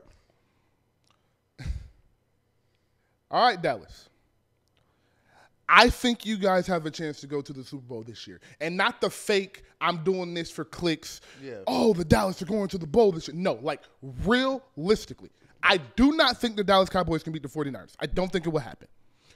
But I think the Rams can beat the 49ers. Oh, yeah. If they beat the Detroit, I think they can go into Levi Stadium for sure and beat the 49ers. Yep. And if that happens, and the NFC Championship, and Dallas takes care of business, of course, and Dallas is in the NFC Championship, hosting it in Dallas against the Rams, Dallas will be in the Super Bowl. Now, they will get destroyed by the Ravens, but they'll get there. Yeah, boy. And I really do believe that. Yeah. I have to see the Rams play this week before I really do say, the Rams are going to beat the 49ers. But look, the Rams have gotten hot. Yep. Sean McVay knows Kyle Shanahan better than anybody. Always cooks Kyle Shanahan. You got 2 all-pro receivers and a really good running back. You can control the clock. You got a quarterback that can drop back 40 times if you need to. Any way the Rams need to win, they can win. So what I'm going to be looking at is if they really, if they go in and beat Detroit 31-20 and really dominate, control that whole game, I might pick them against San Francisco because San Francisco wouldn't have played football in 3 weeks. Right. I think that matters. Yeah. Doesn't matter for nobody on that team other than Brock Purdy. And I think one more thing, the reason I feel this way is because if the Rams jump out and get a 10-0 lead, I don't think they'll win that game. I don't think the 49ers will win that game. That was my point. That was going to be my next point, where what Aaron Donald and just a player that caliber brings to the Rams, if they can get a lead, he can change the complexion of that game. Because he can force the 49ers to block differently. He can force the 49ers to play differently. And that's one of the biggest reasons why the 49ers and the Rams always play differently, is because you can't block Aaron Donald like you can block everybody else. You just can't run those plays. Certain double teams don't work on him. So I think that is why they are one of the scariest matchups, because the 49ers are so scheme dependent for the run. I think Aaron Donald changes the complexion of all that. So agree. If they can come out, quick score, quick turnover, and we did all this, and I'm actually happy we did. We don't know if Purdy just go out there and hit the fuck it button for real. We don't know. Like, if Purdy just Matt Stafford 8 for 9, 2 touchdowns, it's 10-14. Okay, like, that's kind of different. I guess the Phantom pulled up today. Yeah, you feel me? It's like, man, is that how you're supposed to run your system? Right? Like, fuck, like, yeah. All right. Before we get off football, incredible segment, incredible time of the year. Y'all know this is my favorite time of the year. Like, NFL playoffs. Listen, I love basketball. Basketball is my favorite sport. But NFL playoffs, there's no playoffs like the NFL playoffs. But we didn't talk about Houston and Cleveland because we both think Houston is going to win, and I really want to talk about Houston in this aspect. Right. How many quarterbacks for the next 10 years would you take over C.J. Stroud? 3, maybe. Who are they? Lamar, Pat. Who's the third? It's definitely a third I'm blanking on right now. Fuck, who are the quarterbacks? Oh, my God. Who am I forgetting? It's Lamar. It's Pat. You got Joe. Not Josh, Joe Burrow. Okay. I would take Burrow. Okay. But boy, is it close. Boy, is it close. It's very close. And last week you asked me who are the biggest threats to the Ravens, and the Texans were high on my list. And ironically, if you go back to look at like our earlier shows, when we were doing top 5 QB lists, we had Stroud on there because that boy's special. And he's one of the players that I love about football, where you can watch a game. Like, oh yeah, he got it. Yes, sir. He knows. Yes, sir. Yeah, and that's him. I have 2. Okay. Lamar and Pat. Yep. Let me tell you why. Joe Burrow. Yeah. 2 years, 2 injuries. That's true. 4 years, 3 injuries. Yep. He can't stay on the field. Hurt too. Hurt, like bad injuries. Yeah. Like, I'm done for the season injuries. Now, I got hurt in week 15. And not even just his season-ending injuries. We were missing training camp. He got appendicitis. Yes. We got hurt. Like, we're missing training camp. Yes. Like, it's a lot going on. Yes. So he's just hurt too much for me. Yep. Allen, 2 turnover prone. Facts. Now, Allen is the one that my mind can be changed on, because he could get a full year with Joe Brady, and maybe he can get a full year with Joe Brady and a real number 2 over there, and maybe he looks completely different next year. But for right now, the only 2 I'm going are Pat and Lamar. Yeah. And yo, CJ, you a dog, bro. Like, he's a real dog. Yeah. That throw he made backpedaling, that was like 25 yards in the air, that just he's different. That's nasty. Yeah, I'm going to clip it and put it in this TikTok. But, man, yo, CJ, you a dog. Lamar and Pat are the only ones I'm confidently saying, for the next 10, I'll take them. Other than that, everybody else is a toss-up. And what's so scary about the Texans is, especially in the playoffs right now, is they're so young. They are so young. They got so much energy. They don't know what losing feel like. They're not going to feel that pressure that Buffalo is going to feel in the third quarter when they're down 3 with the ball. They're not going to feel that. C.J. Stroud is a baller, dude. He's a baller. And his ability to throw accurately with anticipation to any spot on the field it kind of makes you like. And before we go, I did want to ask you this question, just about quarterbacks in general. But it makes you kind of like reminisce about the old days, bro. It does. Like how people used to play quarterback. Yeah. All right. What do you want to ask? Oh, so I wanted to ask because I saw this on a YouTube comment thread, and YouTube comments are always gas. They're always hilarious. But this one was more like somebody made a joke, and then a real conversation started after. And I read it for it was like 13, like great conversation, and it was. Are quarterbacks better? I mean, are quarterbacks worse now, or defense is just better? I 1,000,000% think defenses are better. Yeah. I don't even think it's a question. Right. Like I think those older defenses were really good, but I think they were slow. Yeah. And I will let you know that they were slow because you can no longer have stagnant quarterbacks. Yeah. Because of how fast these defensive linemen facts. are. I also think, to your point, we've gotten a lot of film from Nick Saban, Pete Carroll, and Bill Belichick, and the other great defensive coordinators that have blessed this league. Yeah. So I do think Vic Fangio, the Vic Fangios of the world, the Dan Quinns of the world, I do think they matter, and I do think that the build-up of schemes we are able to do to attack every type of quarterback, because you got to realize it's a bajillion defenses you can run and defensive personnel you can plug and play with. You can have a 4-3 defensive end with a 4-4 defensive end and completely change the defense. Yeah. You can have a 6-1 corner and a 6-1 corner and then a 5-7 corner that run a 4-2. Yep. You know what I'm saying? Like, it can just be so different how you play with your personnel, and so it changes completely what your defense does. With quarterbacks, it's like 3 or 4 archetypes of quarterbacks. It's your really, really mobiles, your Cams, your Mikes, your Lamars. It's your fairly mobiles, which is damn near everybody now. Your Pats, your Trevors, your Joes. Stroud. Yep. And then it's your stagnant. Yep. Like, those are the 3 archetypes. So after that, it's just like, how well can you throw the football? And then we scheme off of that and, like, what do you like to do? So because it's less types of quarterbacks to scheme on, I think the defenses have just caught up to the excellence of the quarterback position. Yeah, it was how I would explain that. What about you? I think it's a combination.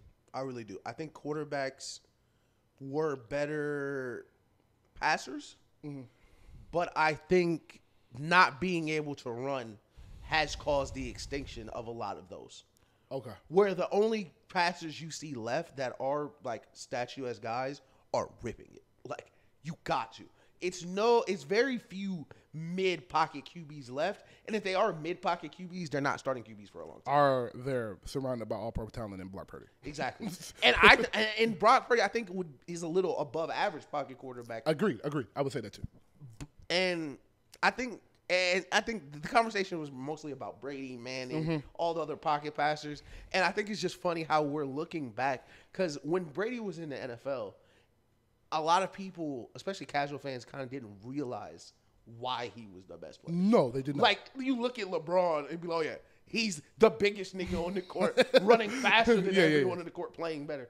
But Brady is like, yeah, he just plays quarterback really well. Yeah. And now that he's not there, you kind of see how hard that actually was to be successful for 20 years, literally making good decisions. Yes. That's an excellent way to put it. So let me ask you this, and I'll take Brady out for this because he's the GOAT. But we throw Breeze, Peyton. Yeah. Give me one more. We'll throw Breeze, Peyton, and 2011 Aaron Rodgers in the league now. Are they putting up the same numbers in your opinion? Because I think that's why I'm asking you this because I think that's why a lot of people feel that the quarterback position may be on a decline. It's because the numbers aren't what they used to be. Right. But I'm saying, like, would their numbers be what they were in this type of system? Because 3 years ago, Pat was 5,055. I don't think maybe. And this is why. That was 5 years ago. 2019 was 5 years ago. Think about that. That's crazy. Because when we were growing up, NFL defenses always thought run first. So the personnel, like you mentioned, was different. Where they started plays were different. The keys that they read were different. Now, defenses think pass first. You get a lot more combo coverages. You got a lot more DBs, a lot more faster people. And I think that has caused a decline in big plays, explosive plays in general. However, I think the top-level guys, the Mannings, the Breeze, Rodgers. I think those guys who got to the level of, oh, no, I could call whatever play I want, I think they would force teams to play balanced and fair. And I think that's what you see with a lot of the pocket QBs now. Okay. They can survive, but you got to play balanced. Right. You got to have a running game. Agreed. You got to have something that's going to keep the defense balanced, to keep everything opening up, because play action was the name of the game. Play action was how everyone completed passes. And I think that is what's missing right now in the NFL. And it's a combination of devaluing the running back, saying running backs don't matter. Running backs sure mattered in that Colts game. I don't want to, we don't got to talk about it, but it sure looked like the running backs mattered in that game. Hello. The nigga y'all didn't want to play. Y'all whole season was about we don't need Jonathan Taylor. He's just another guy. Fourth down came. Y'all didn't put him in the game, and now your season's over. Hello. Sorry, I just want to get that tangent off. But I think so much of the game is pass for so many teams. The teams that are balanced are the ones that you really see dominate. 49ers, Lions, Rams, Ravens, like the Chiefs this year. Like, and that's what's so interesting where, like, Mahomes' yards are down. But, man, Pacheco yards are up. The Lions got, I think, 2 1,000-yard rushers. Like, I think the teams that are willing to have that balance and willing to, and I don't want to say just football IQ, but they're just willing to win it any other way. I think that they would still have success. But to answer your question, I don't think they will have the numbers. Not even close. Not even close. Thank you. Thank you. Not even because close. That was kind of like I said, that was my point. It's like I think y'all are just saying this because their numbers aren't the same. Like Patrick Mahomes is arguably the greatest quarterback we've ever seen. Right. We've literally never seen a Lamar Jackson. Joe Burrow is as accurate as we've ever seen a quarterback. I mean, look at C.J. Stroud. Josh Allen is Cam Newton. Josh Allen is literally Cam Newton with better talent around him. And honestly, God, he might have a stronger arm than Cam had. Like, if Cam had a rocket. So if I'm not going to sit here and just say, like, oh, no, these quarterbacks aren't as talented. And I think this is the more fun argument. Who has the better – because, like, we know what Rodgers, Breeze, the guys are. We know that. All right. But is that tier 2 of quarterbacks better now? Are they better? And the tier 2, I'm talking Phillip Rivers, Matt Ryan, Donovan McNabb. Who else could we throw in that? Let me see some other quarterbacks. Stafford. Matt Stafford would be a good one to throw in there. The 2-year prime of Jay Cutler. Quarterbacks like that. Like, not the top A++, but maybe they're there. The second So tier? Your Dax, your Trevor Lawrences at this point, your Justin Herberts at this point, your Strouds at this point. I would throw Russell Wilson in that B tier. That's kind of where he's been. You could throw him in both eras, though. Yeah. So, like, would you? Are you saying it really just matters about their scheme? I think the B tier quarterbacks are better now, for sure. I do too. I think the B tier quarterbacks are a lot better. I do too. Because a lot of it now is like the quarterbacks individually, and this is where I fall in. I think the quarterbacks individually are more talented than they ever have been. Thank you. Just individually what they can do. But it's a play caller's league. Agreed. It's a coordinator's league. Agreed. And you see the difference between having a great coordinator and having a regular guy. Back when, back in our day, I mean, all the coordinators was ass. All the coordinators was trash. Like, it was a couple good coordinators every other year. They went to the Super Bowl. Like the greatest star on turf, they went to the Super Bowl. The Brady Moss, when he changed the offense, went to the bowl. Like, if you had one of those super explosive offenses, you were just ahead of the curve. Now that's kind of the norm. So I think football was really built on defensive running. That literally. But now, like you look at a guy like Kyler, Jalen Hurts, like Justin Herbert. These are like really, really, really great players. I would throw Justin Fields in there still. I would too. We still throw Justin Fields in there. But coordinator situation fit not as well. I didn't think and especially because how football is played based on defensive, based on running, you did not get as many dynamic athletes playing quarterback as you do now. Not even at nowhere near as many playmakers. So you had a lot of Tim Couches. Matt Castles. Guys get the ball out of time. Matt Hasselbeck. Shout out to my dog. Shout out Matt Hasselbeck. Okay. That's a good conversation. I do agree with you on that. We are at it's a lot of quarterback talent in this league, man. A lot of quarterback in the talent in this league. But it's still funny, like it's 7 billion people on this earth and like 6 people are elite at quarterback. Like 6 people wake up on Sundays like, I'm gonna have a good game. Like it'll be okay. Like, that's funny.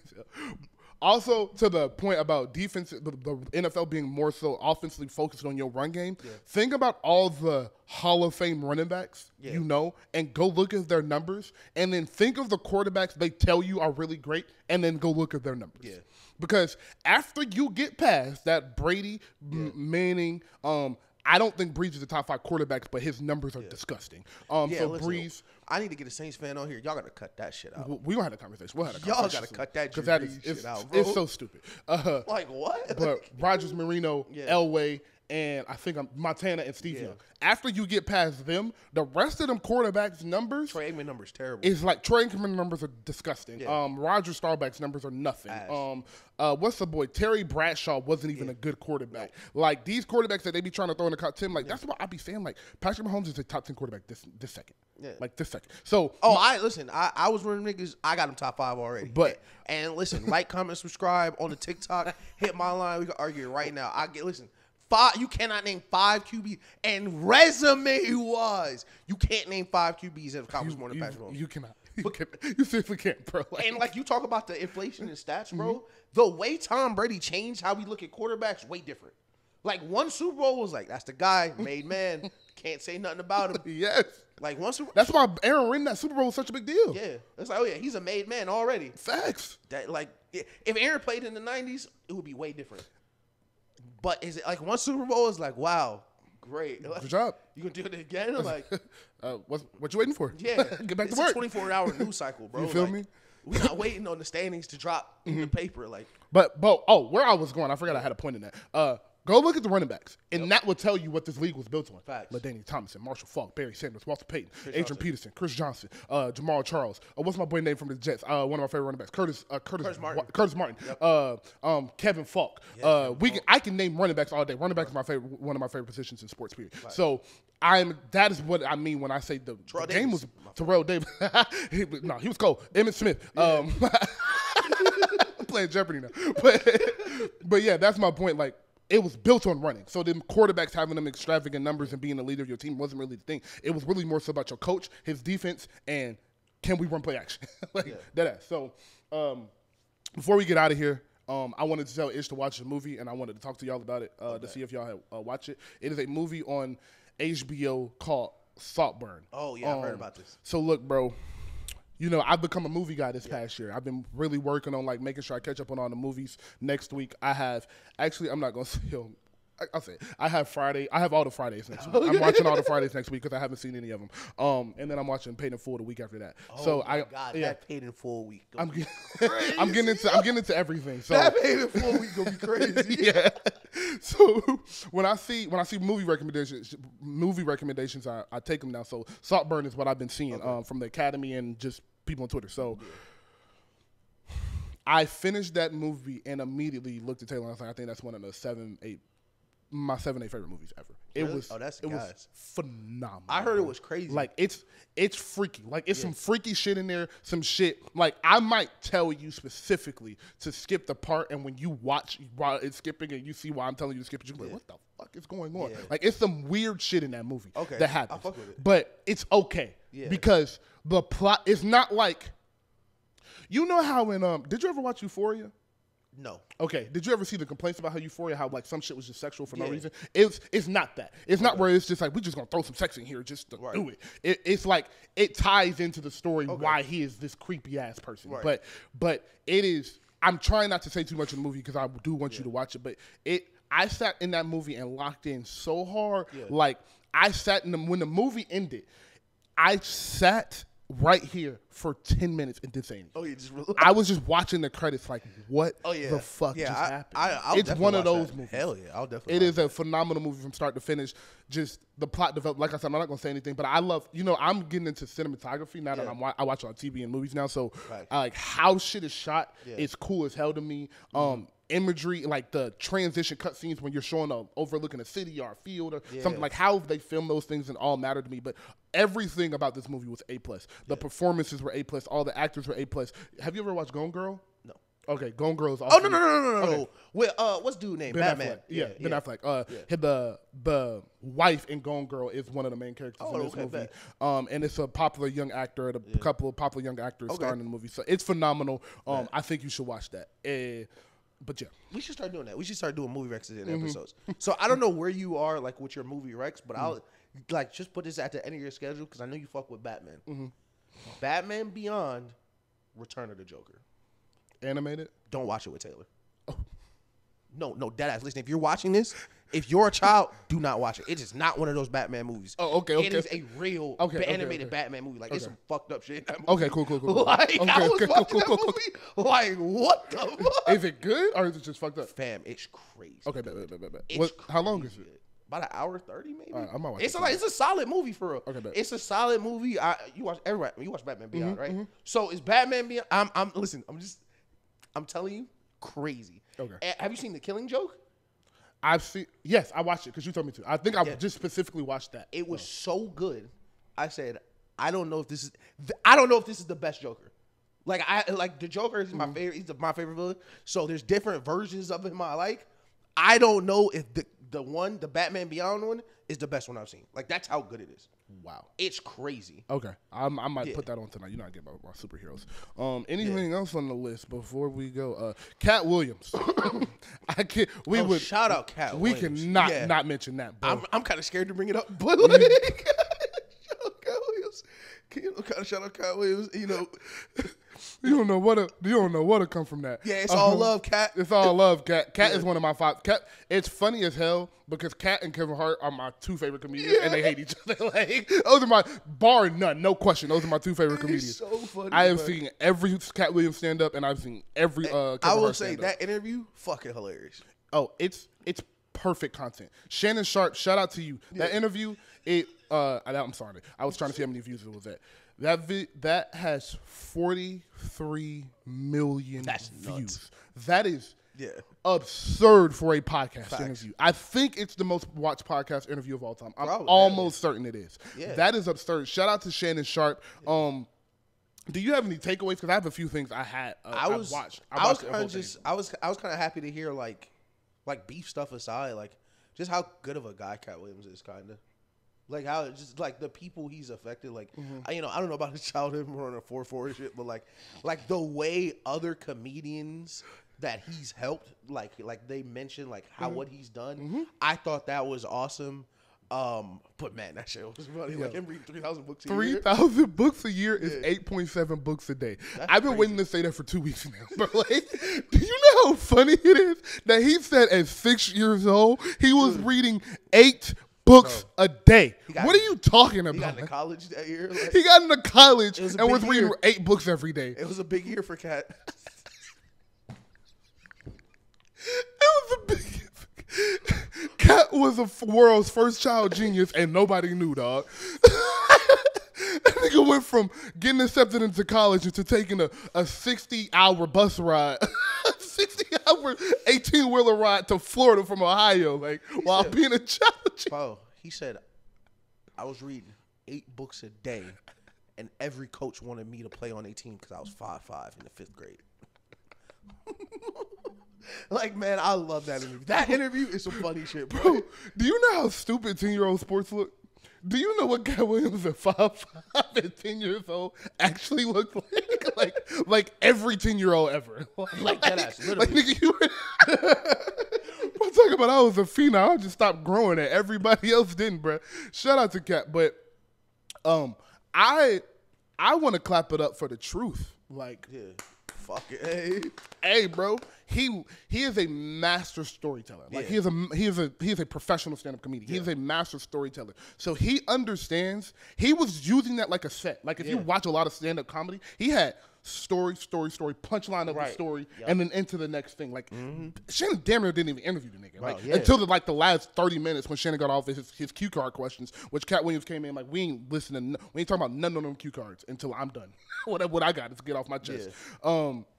So him bringing up Ricky Smiley, Steve Harvey, Cedric the Entertainer, all of that shit, and just being honest, like I fucked with that. I really fucked with that. That Steve Harvey shit is so funny, bro. Because like, of course, I've watched the Steve Harvey show, but at no point did I ever go, wait, Steve Harvey's bald. I had never thought about it. I swear to God, he said that shit, and I said, wait a minute, this nigga really is bald. Like, where did he get this beard, bro? I could not believe that shit, bro. Bro said he talking about he got a haircut and his hair getting sewn on. Boy, that nigga had me crying, boy. I'm telling you, he put a couple people in the dirt in that interview. I think he put them in the dirt, bro. Listen, I think Kev gonna make it out because Kevin Hart's still Kevin Hart. But Cedric the Entertainer, Steve Harvey, no, Steve gonna make it out because Steve target audience is not Yeah, this they're no not more. gonna see it. Yeah, the team's target audience. Steve's target audience is moms at home watching daytime TV and Family Feud. So he's gonna be okay. But Cedric Entertainer, Ricky Smiley might have some issues coming from this. Kevin Hart not gonna have no issues because the shit he said about Kevin Hart, he has been saying about Kevin Hart for 10 years now. Like it's just always had beef. They've had beef because Kevin Hart was who he was supposed to be. Right. So that's where I think that beef stems from. And they both short. They both short. That's little man syndrome. I'm just mad. I'm just mad about shit. And they both the little niggas in the, you know. Yeah, like so. Yeah. I don't really take too much into the Kevin Hart shit because the industry shit about Kevin Hart made me mad because you were talking about all of the shit these black people did, like in the positive light, because he gave a lot of people flowers. Right. So it was like, I understand you got beef with Kevin Hart and all of the rejected movies that he took and all that. I don't really care about that. Yeah. But the fact that you're talking about he industry plant, I don't like that because he's not. And he is. If you have listened to any Kevin Hart interview, he's explained how after Soul Plane, his career was supposed to be over, and he went back to New York and was doing stand up every night, driving up from Philly to New York every single night as a shoe salesman. And eventually he got the call to LA. That's what I'm saying. Like it's not like Soul Plane he took off. Like it wasn't like it was 5. It was a 8-year period between like, Soul Plane. It wasn't and like he got to LA with the show, did the movie, and then he's Kevin Hart. No, like it went terrible. Like, it went as bad as it can go for somebody. Right. Like it was rock bottom. Bro, he had tax problems too. Like it was a whole bunch of shit. I watched Soul Plane the other day. Man, it's really as bad as you think. It's awful, but it's a great classic movie. Like hilarious. It's a terrible movie. But you cannot think about it in the movie sense. No. Like it's stuff in there. Like it really sounds like Kevin Hart told a story. He was like, let's make a movie. Like his dog flew into the plane propeller and shit. Like just they showed the dog flying in the, and the fact that the plane was that big is just hilarious in it itself. Bro, because like what are we doing here, bro? Like, and Snoop Dogg, the pilot, like what's happening, bro? Niggas was high as hell, bro. You know the pilot talked to niggas, they dropped the mic in for Snoop. I'm telling you, that shit had me crying.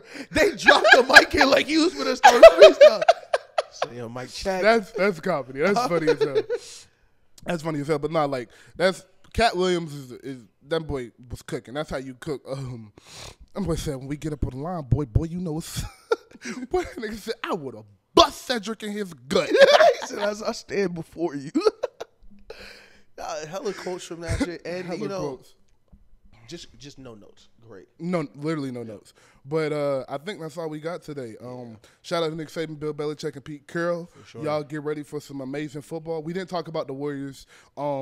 They're clearing house. We'll get more into that. It's football season, so I don't really care that much. Right. But the Warriors are clearing house as they should. They look terrible. They don't even want to play basketball no more. Damn, they look like that shit is laughable. They look defeated. Yeah. So I'm expecting a trade. Wiggins and Moody will probably be out of there next week. They should probably be bringing in 2 weeks. I really do think they're gonna go get DeJounte and probably a big. And if they do that, they'll be okay. I hope not. I watched DeJounte play last night. Wasn't happy about it. But I will say this. Just a quick thing on the Warriors. My favorite thing about watching these Warriors press conferences now is Steve Kerr be at the press conference talking like he not the Warriors coach. Like, Steve Kerr be at the press conference saying shit like he not the coach. Like, man, I'd love for Moody to play some more minutes. Like, hey, man, we're just not playing with confidence, you know? Like, nigga, that's you. That's your job, nigga. That's what you do here. Like, what do you mean you like to see him play some more? Put him in the game, nigga. That's where we'll leave it. That's where we'll leave it. I don't want to get too frustrated with Steve Kerr right now. But listen, fam. It's just not enough time for him. What do you mean? Said, Corey Joseph is playing. How is there not enough time for him? Dre said, yeah. He pulled up. We cried together. Y'all cried together? You lucky we not on Patreon, boy. You lucky we not on Patreon, nigga. Hey, let me get out of here before we. Well, I tell you what you niggas really are. Y'all pulled up and cried. What you think Jordan Poole wanted to do? You punched that nigga in the face. What you mean you pulled up and cried, nigga? Yo, I'm telling you, I can't stand them niggas, bro. That shit really just got me mad, man. He said, bro, I told Adam Silver I was going to retire. Good, nigga. Like, I miss David Stern. Like, yo, I'm going to retire because I can't punch niggas. Good. You shouldn't. Hey, you bad for the game right now. You was just suspended indefinitely, nigga. Yo, I can't control myself, so I'm not going to play no more. Oh. How does that sound, Draymond? I don't know. All right, let's stop. Yeah, I gotta get out of here. Next. All right, thank you. Episode 62. We love y'all boys and women. We do it for the women as always. Shout out to the women, especially of Atlanta, especially the ones that was at the Hawks game last night in front of Ish, not cheering. You feel me? And shout out Jessica. Shout out to Jessica. Shout out to China. Happy birthday. Shout out to Tyrone. Happy birthday. Yeah, any other birthdays coming up around? That's it. Oh, Javante's birthday is coming up. I shout out my dog Javante and Mike. And we are, and we were out. We'll see you next year. Please subscribe, like, more.